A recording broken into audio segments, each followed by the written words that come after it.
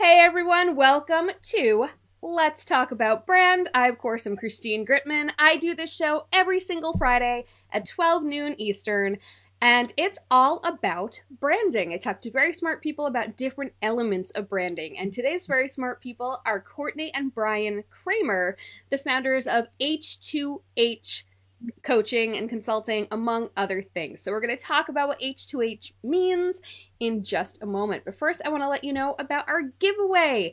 Every week, I have a giveaway during my Tuesday Chat About Brand on Twitter for live participants in that, and then also the same giveaway for live participants in the audience of this show. If you're watching on replay, we love you. We love you, replay viewers. Please put replay in the comments. But unfortunately, you missed the ball on the giveaway. Come back next Friday at noon. So today's giveaway is two books. It is two books. It is, I abbreviated the title because it's pretty long, but Human to Human H2H. The full quote is, of course, there is no B to B or B to C. There's only human to human, H to H, and Shareology. And those are both written by our guests, Courtney and Bryan Kramer. And in order to win that, live viewers, type hashtag H2H in the comments. All right, so let's get to our fabulous guests. Courtney and Bryan Kramer have been working together. They are married, and they've been working together for years and years with their creative agency, Pure Matter. And over time, they realized that, humanity was such an essential part of the equation that was so frequently missing from business dealings. So they created H2H. I think they actually might have trademarked H2H. We're going to talk about that. But everyone talks about business to consumer. They're all about H2H. They're good peeps. Let's bring them on, everybody. Yay! Hello, Courtney and Bryan. Welcome, welcome. How are you doing today? Hello. Hi. Let me make sure I can hear you, Courtney. Can you say something again? Hi, can you hear me? Yes, good. Whew! Okay. All right. So the big obvious thing to start with is business to consumer. Everybody knows about those. How did you realize that H2H needed to be stated? Because of course everyone is dealing human to human, but that often gets lost in the sauce. So when did you know that needed to be outright a thing? I can take that. We both have been talking about it for years before we actually it became like a thing before people were heard about it from us. So because in what year was it, Courtney? It was 20 it was 5 years ago now that it actually became a thing. I think that it was year of birth 2014. 2014. So it was years and years before that that we were talking about it, though, in the agency. And we were talking about it because we still believe that the HH, human to human, is something, even just in human design, which is now means something. Well, there is a whole different meaning to human design in like coaching, and there's a whole nother meaning behind that. But human design and human centered focus and the customer at the center and like all this stuff means like, how do you put the customer at the center? And then you take a look at like, how does the customer being heard, and what does communication mean, and how is it relatable? And then also, where was communication all before social media happened in our agency? So before social ever landed, which really isn't that old, social media is like, we can all talk about, anybody listening to this can, which is kind of interesting if you think about it, anyone listening to this can talk about before social media. Yeah. I mean, that's kind of like we're all old enough to talk about that. And so when you think back to before social media,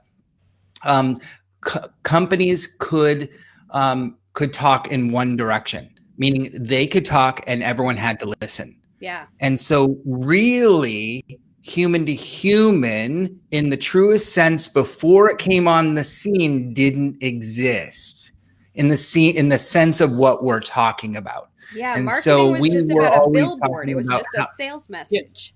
Well, Sorry. and I'll jump in Exactly. here too, is that in the early days of our agency, which is in Silicon Valley, you know, the low hanging fruit of business was B2B, you know, like marketing through channel partners or, you know, microchips and, you know, software and technology. And so it's probably born out of frustration, frankly, which was us getting clients that were wanting us to speak in speeds and feeds and super boring techno talk. And so we actually created that slide that is now the cover of Bryan's book, that black and white, now infamous slide, years ago. And we would put it in every single slide deck to try to let people know that, hey, client, there's no B2B or B2C. It's actually human to human, H to H. No one buys from businesses. They buy from humans. So when we're developing your campaign, it doesn't matter if you're marketing to a channel partner or you're selling through someone, you're still marketing to a person. Like what you're selling is being purchased by a person. So we need to find a way to make it connect with them, you know, emotionally. So let's explore those things. And that's eventually what became H to H and those 3 simple tenets that Bryan will talk about. That's what we needed to find. And I love how you connected that to social media, because that really is when it became a conversation. Previously, marketers were always about the message that goes out. And now it's about the relationships, about the conversations. I want to point out that we have that, I'm putting it over my own face because where else do I put it? But our giveaway for live viewers today is that, you know, that book, which the cover, I guess, is that slide that you referenced about how there is no B2B or B2C. It's all human to human, H to H, and shareology. So people who want to win that, live viewers, type H2H in the comments. Live viewers only. Sorry, replay viewers. And we're going to be giving those away. And I'm going to hit the right buttons one of these days. All right. So you mentioned that Bryan was going to kind of go into those tenets. So let's hear some of those kind of things that sort of is it like kind of the 10 commandments of what H to H means? Like, what do you have going on there? Educate us. Oh man, that's funny. That's the first time I've ever heard somebody say that. And now I'm going to use that, and I will attribute that to you. So have it carved on a stone tablet, put up in your office, you know. I see a new slide in the slide deck coming. And there we have the 10 human to human commandments. And there is that, like, I don't know if it was a Far Side cartoon or whatever, but it showed Moses with the 2 tablets and then a third one that broke. So you could kind of just have the broken one being all the crap that's old school, like sell. That's the broken tablet. I love it. Giving you gold for Kramers. That would be awesome. And we will send them out as holiday gifts. All right. I'll expect one. I'll leave a spot on my bookshelf. I mean, if we don't give you one, who are we? You know what? Bookends. Bookends. Make bookends. Bookends. Okay. Well, anyway, let's actually learn here instead of me, but just being silly. It is Friday. It is. Got to get down on Friday. So here they are, and here's what I would ask. I'll ask everybody in the audience, and you know what I'm gonna say is, Christine, why don't you whether you can flash up people's answers or you can answer on behalf, depending upon the delay of the video, because sometimes I know there's a delay. So let's make this interactive. The way that I like to do this is we can make this interactive so everybody gets a chance to really lean in and understand how this works. Courtney's done this enough, so she doesn't get to answer because she knows the answers. But if, so there's 3 tenets, but they all play together. You'll see how this works in the end. And this applies to both people and brands. And so you can see how a personal brand and a business brand can actually have this work. The first one is simplicity. And I'm going to use a business brand because it'll make more sense. So simplicity, think about how a business brand, which business brand embraces simplicity. And conjure up in your mind what that means and which business brand comes up first for you. Type it in the comments, type which brand embraces simplicity. What comes up first for that word, simplicity? Christine, obviously you're, what? Should I answer too? Yes, please. I think immediately of two things at once because they have very similar brands and they've actually worked together, which is Real Simple Magazine and The Container Store. Ooh. Oh my gosh. See, I've not heard those two ever, and I love both of those answers. Yes, that's so cool. Now give me some meaning behind them. I just want to hear more. Well, I feel like they're all about paring down to level up. They're all about creating this sense of space to create a sense of calm. In fact, a few weeks ago, I got so desperate not only to get out of the house, but to have some sense of like that I double masked it and went to the Container Store. And I actually Instagram lived it. I'm like, look at all this like cleanliness and organization. It's so like, and anyone who follows the home edit on Instagram also knows that feeling of there's just order. There isn't clutter. There's so much clutter in our heads and in our lives that those brands just really take a feeling of you can have this feeling of calm and simplicity as well. We'll just sell it to you. Yeah. I feel like that's what's going to come out of this pandemic, by the way, is like a mass organization event. Everyone needs order and beauty. And we simplicity. Really do. I'd love some more comments about this, you guys. So tell us in the comments, what do you see as a brand based on simplicity? Yeah, that's funny. We get Apple a lot when we ask this question. Apple's so beautiful and clean and just Jen Cole. Yeah. Hi, Jen Cole. Jen Good Cole's to see our you. Community manager, and she picks our winner. Genevieve just wants to double mask and go to the Container Store. I'll meet you in Paramus, girl. So you think of Apple. Apple makes a lot of sense. They've really elevated simplicity to an art form. Yeah, they did. They did because you can count all their products basically on two hands, and then also you can call it back, very quickly. You can say exactly what they sell. I think we could all very quickly say what they do. What impact they've had on the world, even more so. Yeah. The simplicity of the impact of their company, their why, if you were to steal Simon Sinek's language, is very, very simple. So now why does simplicity and branding play into the H2H element? Well, simplicity in branding is at the heart of how we show up in the world. But I'm going to pass that torch over to Courtney. She's like my branding. Like if I answer that question, I'm stealing her thunder. Simplicity in branding is paramount because if you're not clear in what you're communicating and what you're a stand for, no one knows what you are a stand for.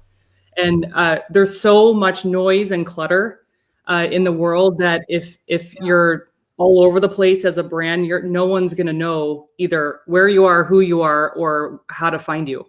So simplicity is, I think, in my opinion, one of the most important ones. Well, it's one of my favorite as a brand marketer myself.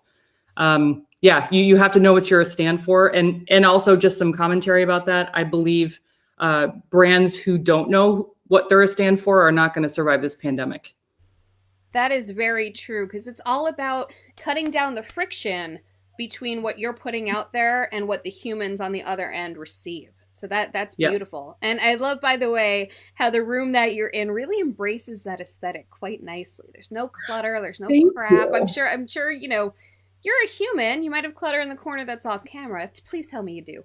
But it's beautiful. It's in the other room. It's probably in BK's office. No, I'm kidding. All right. So what is the second thing? The first thing is we've got branding with simplicity. What's number 2? Okay. So the next one is empathy. It's one of my favorites because I tend to be an an empath actually, and which is both good and bad. But we'll talk about that another time. So the empathy is the way that we have to think about this is embracing empathy, not the totality of empathy. So which brand actually embraces empathy for their customer? When you think about that in that light, it changes the game of empathy. So think about that. Which brand do you believe, when you think of all of those companies out there, which brand embraces empathy for their customer? What experience might you have had where you felt embraced, like they had empathy for you, and even more deeply, which one felt like a human experience? Like, wow, they did that. Oh my gosh, and those moments go even deeper. Like, I'm never going to leave these people. Like, they have me for life. One brand that came up a lot on the chat, and sorry, there's a fire alarm going off here, but not in my house. We're good. I can't hear it. Good. But hopefully you're okay. Yes. Oh, no. It's just the town volunteer fire alarm. Anyway, but Marilyn says Audi, which is great. They should be providing a very personalized experience. One thing that came up a lot in the chat that I've experienced personally is Chewy, the pet goods company, because they have a reputation now where if your pet dies, they send you stuff. They've sent flowers to people who have multiple pets. They know that they've got it in their system, and they've sent gifts to the pets as condolence for losing their buddy. Chewy just really takes pet care to an extremely human level. They're fantastic with that. They have serious empathy. I wish you were in all of my audiences. You're bringing up stuff I've never heard of before, and I'm not used to that. It's like you're not giving me any standard answers. Keeping you on your toes, man. Yeah, this is so wonderful. I love it, and I love to hear more from the audience too. So, guys, please keep them coming in, because we want to hear about your experiences. That's what this is all about, and I want to make sure that you get highlighted, and I want to go back into the comments, and I want to reply to your comments, so that we keep this human to human. So later on, Courtney and I can get to meet you, because that's what this is all about. Yeah, Genevieve is pointing out there's so much opportunity to get long-term loyalty based on empathy, but it can't be, strategic empathy, Right. That's a good lead into the third tenant. But wait, what are some brands that people usually bring up for that one, for empathy? Oh, yeah. Apple's good on that too, by the way. Apple Care actually cares. Yeah. What most people bring up, and I do agree with it, is Amazon. And here's why: because you can return anything. Yeah. And it's without question. Nordstrom was Nordstrom kind of started that. They were the impetus behind it, and that's a good one, Court. LL Bean is good on that too, actually. I had a backpack from 7th grade, and it started breaking in my 20s, and they sent me a new one. I sent it to them just being like, if you can repair it, it's fine. I love this backpack. Just a repair would be all good. I don't need anything new, but they sent me a whole new one. And then when that one broke, I didn't even bother, because I'm like, you know what? They deserve my money. So I got a new one to pay. Who was Gucci, the brand apparently. That you said? Gucci, Marilyn, coming out with the Audi and the Gucci. Woo-hoo. You know how she rolls. Yeah, I got to be hanging with Marilyn. Literally. Down Island again, girl. So you said that it dovetails, Courtney, nicely into the third tenant. What is that? Go ahead, Court. This one is my favorite because this is actually one of the main reasons why I fell in love with Bryan. Aww. Oh, I can't wait to hear this one. Which is Imperfection. in the most endearing kind of way. Bryan's nickname is Gaylord Fokker, by the way. If any of you out there have seen the movie, cats? I haven't seen him do that. However, We're just not about saying we did or we didn't. just about every other thing that happened in that movie, Meet the Parents, actually happened to Bryan in real life. I remember when we were first dating, that movie was out in theaters, and we were we were sitting in the theater watching it, and I was like just cracking up, like, and I remember looking over, and he was just like watching it like this. It was like, what is wrong with you? Why are you not laughing? This is the funniest thing I've ever seen. And he's like, I don't want to talk about it. Hit a little too close to home, a little too much empathy there. Yeah. I'm not saying the volleyball scene happened or it didn't happen. So, Courtney, tell us about why Imperfection is awesome. Well, Courtney, sorry. Go. No. Go ahead. Another imperfect moment. I love it. Well, what a great example, right? Like this is about living life in real time, and about perfect sucks. Yeah. Like perfect, like your face just said it all, right? Perfect has a face. We always used to say that. Whenever something got its own face, it was time for it to go. Which is like, it conjures up anxiety. It is not genuine. It is fake. It is absolutely the opposite of authenticity. And like, ain't nobody got time for that. It doesn't build trust. You know, trust is built between any people or brands by doing what you say you're going to do. It's when your actions meet your words. That's the simplest form of trust building. And if you're striving for perfection, your actions will never meet your words because it's just not attainable. So imperfection has to be striven for. Is it a word? I think it works. I think we all know what it means. Yeah. Well, the reason why people are afraid of imperfection is because it requires vulnerability, right? And it requires you to like crack yourself open for being okay to trip and fall flat on your face, and trust that the people who are there to witness it are going to reach down and pick you up instead of point and laugh. I really like that. And that's perfect that you said that, because actually next week's topic is vulnerability, which is really funny. Yeah. But it makes my heart sing that people like Brene Brown, like I feel like, well, this is a little woo-woo and like a little woo-woo insight into me, but like I get very happy when I hear like the universal download is wanting humanity to be more vulnerable, because it is coming through multiple, you know, orders like Brene Brown and, you know, even the Simon Sinek's and Bryan and, you know, me and you, and like it's coming through the universal ether right now, and it's a message that needs to be heard. So it makes me happy. Ting. So now it's interesting, because some of the brands that I was thinking of with the first things, like the simplicity and the empathy, then you come to the imperfection. And I feel like that's the part that probably trips people up, or that people use in the wrong way the most frequently. Like there's good and bad ways to incorporate that sort of imperfection. Can you speak to that a little bit? Yeah, well, like Courtney just said, you can't, perfection doesn't exist. So when you're trying to striven for, just to quote, when you're trying to striven for perfection, you can't because it doesn't exist. So you're striving for this thing that's not there. And what is, when it's impossible to be this thing, then you need to, first of all, acknowledge that, as a company, as a person. So acknowledge that to yourself.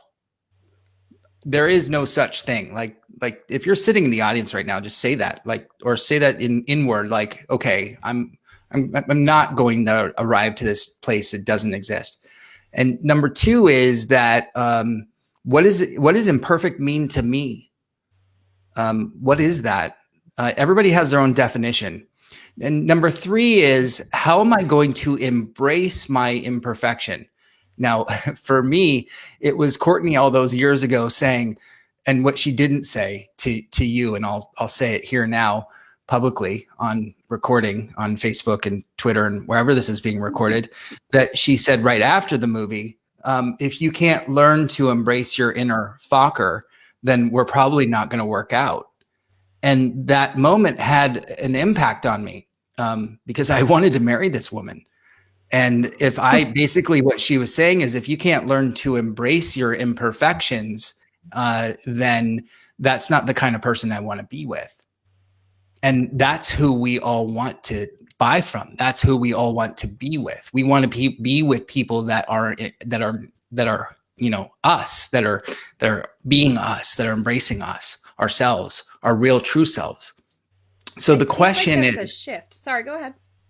No, go ahead. I feel like there's been a shift because I feel like previously in like a previous incarnation of what marketing was, and especially what personal branding was, it was this idea of projecting an image of success, about being aspirational rather than being relatable. And I feel like things have shifted. I mean, I personally feel like it's because of things like social media where it's a conversation, not just a broadcast. But I'd love to hear your thoughts on how that shifted, because we've all heard, right? You know, you want to project a professional image, and that is sort of, that tide is turning. Well, I think social media made it not possible to sustain that, right? Because of the ability to have a conversation. And I mean, we've seen like Instagram influencers who are, you know, trying to maintain that perfect image. And then it just comes crumbling down because there's too many cameras around that can expose the fakery of it all. Right. So it's not, I don't think that it's sustainable. And it's too hard on the psyche of the people who are trying to do it, frankly. You know, like we're not built as human beings to maintain that level of fakery, which I think is, well, my own personal opinion is like the pandemic too has shifted celebrity culture and what it means to be a celebrity. I think that whole facade has sort of also shifted in the celebrity worship, whether it be influencers or, you know, Hollywood celebrities or whatever. Like we've all sort of realized because of social media or because of the great equalizer that was this pandemic and the fact that we all are human. Social media helped get us there, and then the pandemic took it to a new level, which was we're all just human beings trying to do the best that we can to survive. And how about we just take a really hard look at what really matters in the world? Like, how about we do that first? Good call. Yeah, I feel bad for the influencers that that built all this influence up at this time under the guise of perfection, and when they are they hit this place where this plateau, which will come, and they're not going to know what to do at a point when vulnerability is at a high. And that because that is, like you just said, that is becoming stronger and stronger. I think it's eventually humanity is going to win.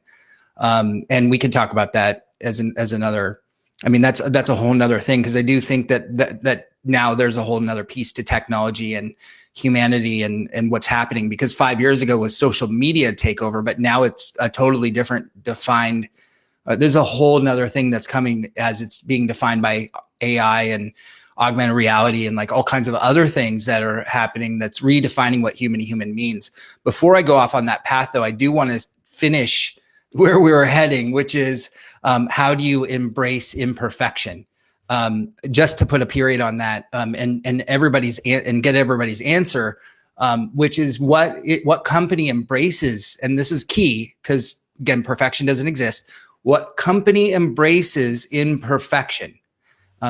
Which one comes out showing their humanity, showing their inner Gaylord Fokker in a moment of when, say, something goes wrong, and they just show themselves as having embraced it. What do you think about that? My brain goes to mayhem. from those insurance ads. Because Yeah. because the whole point is stuff happens. And that's why you need Yeah. fire insurance. But Right. Yeah. Again, an answer I haven't had. I'm so original Yeah. today. Or I'm off Yeah. the mark. It could go either way. No, I know. it's good stuff. Is it well? And on that same vein of insurance, is it Progressive that does those? We're gonna, or when you buy a house that you become your parents. Oh, like that's a different one, I think. But yeah, the becoming your parents. That's always a fun when they're trying to teach him how to pronounce quinoa. I think he's like quinoa. He's like. That is my favorite commercial of all time. It's so freaking funny. But yet I can't remember who it's for. So, What companies do you guys usually hear for that? For the embracing of the imperfections? Dove is the consistent answer that I get because of their ads in diversity, and everyone's beautiful. And it doesn't matter what your skin color or your imperfections look like.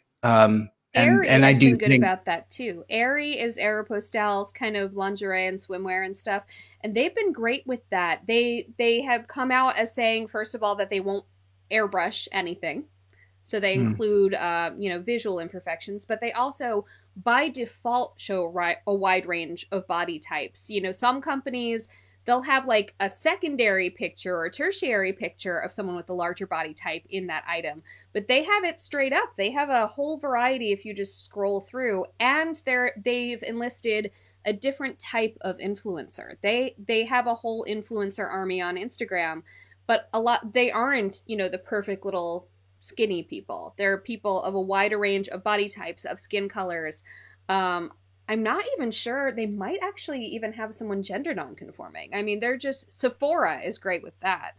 But just the idea of showing there's such a range of what beautiful can be. Sephora's gotten heat for that, actually, because Sephora has shown, especially when it comes to like gender identity, Sephora has really been at the forefront of pushing stuff like that forward. Mm-hmm. It's just representation, relatability, empathy, realness. But what a great example of that's also authenticity, because they know their customer. Yeah. I mean, they know their customer who's purchasing their products. I love that. Yeah. So we are going to actually wrap up in just a minute, but Bryan, it definitely sounded like you had another pathway that you wanted to hit on. So I would love to hear that, because I want to make sure that we can embrace the whole message of human to human.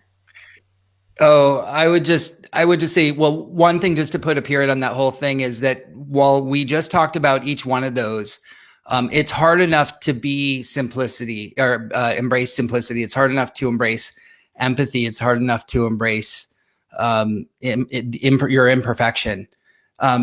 Then when you want to strive as a company or a person, and without really taking on that authenticity of all of those things, then you look at how do I move my brand into embracing two of them, and that becomes even harder. And we won't go down that path because we don't have time, but look at the brands that have 2 out of the 3, and it starts to become harder to identify those. And then you start to look at the brands, and usually I end up with, if I'm speaking in an audience, I get 0 hands or maybe 1 or 2. What are 3? What companies have 3 of those? And then you start to see, that none or very few take on those qualities. And that's when it becomes interesting, because we tend to focus on content and marketing plans and sales plans and HR plans and our product and less on the impact that we want to make. And that's why it's so important that we take back from what I originally talked about. And you asked a great question about the impact. What is the impact we want to have? Why is that so important? And why is that important to the brand? Or why is that important to us as humans? Because the impact is the experience that we all have and what we leave on each other. And when you have that experience and you leave that, that's what people remember. They remember that more than anything else. And when you can leave that impact with simplicity, empathy, and imperfection, it creates such a much richer dynamic. And if you could work towards those three and then work on your content and then work on your HR and weave that all back into, how does that weave into embracing those three things? Then you will kill it. Then you will make such a bigger impact in life as a person or a brand. So that's where I really think that, if you want to be a human-driven company, follow that as your guideline. And I'm sorry, I didn't really follow my other path there because I don't know how much time you have, but I just wanted to end on the note of how the Bible piece ended on that. So the other piece is where human to human is. And that's, we've got all these things that are going on now, AI and machine learning. And so where are the human touch points in all that we do? Walk over to a whiteboard and whiteboard out everything that's happening in your company, all the email marketing stuff, everything, and look at your whiteboard and say, where is the human moment in all that? And it doesn't just have to be empathy, simplicity, and imperfection. It's also like, where is the human moment in everything we're doing? Are you just trying to automate everything? Can I put a bow on that real quick? Yeah, please. Take us home. Because what you just said is really important. Machines can never dictate the impact and outcomes that you want on your employees and your customers or your products.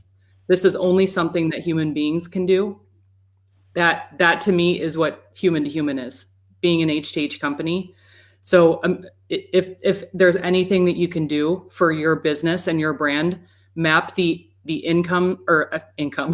Yes, map your incomes, map your impacts and your outcomes that you want to have on whoever it is that you're trying to reach. And you'll have a whole different experience than trying to do it, the traditional way. I love that. The human impact. And that idea of mapping out the touch points is so crucial. How can you make every single touch point feel more human? That's beautiful. Yep. I love it. Well, we have one touch point here, which is our giveaway. Yay. Our giveaway winner today is actually a very good friend of mine. It's Genevieve.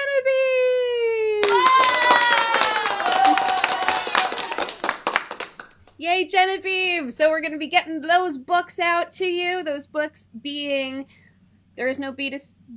Can you say the whole titles of both of the books, please? There's no B2B. There's no B2B or B2C. It's H2H, human to human, or Shareology, how sharing is powering the human economy. And Shareology, also, if you want to go, if you want to see how Shareology ended up, becoming like even like an actual case study, it ended up in becoming a TED Talk, which showed up on stage at a TED that drove everybody in the audience to, for the first time ever, TED allowed cell phones in the audience. The CEO of TED had to be requested to do this, and which actually my request was what got me into TED.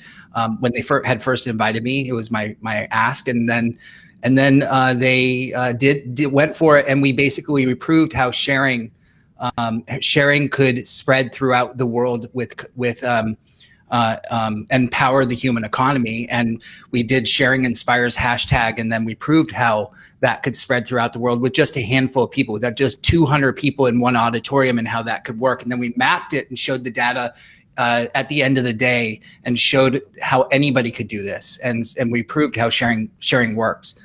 So that's what Shareology actually is all about: how, when, why, what, and sharing works. And there's a formula in there, and it's actually the extension of H2H, but it was supposed to be my first book. But H2H was a surprise baby. So you're getting both books anyway. So congratulations, Genevieve. I saw your name throughout this, and I'm really excited for you. Awesome sauce. Well, thank you so much, Kramers. Where and how should people find you? We're not very H2H, so please don't reach out to us. Don't call them. Don't show up at their house. I am a Twitter girl, so find me on Twitter at CS has arrived. Bryan, not so much. No, you can find me at Bryan Kramer on Twitter. I will reply. But don't, and apparently. She's on Twitter a heck of a lot more. I will reply. I will reply. I'm just not as much on there as she is. And then you can hit me up on every platform at Bryan Kramer or at bryankramer.com. And you also have your whole H2H community. I do. Yeah, both of us run H2. If you go to hub.com, it will take you to the Facebook group. There's just under 3,000 heartwarming, passionate, loving, wonderful humans in there talking about this kind of stuff. Yeah. Yeah. And it's just, I mean, you can attest to it. It's just like they're wonderful people. And so if you want to have this kind of discussion, that's the place to be. Yeah. H2HHub.com.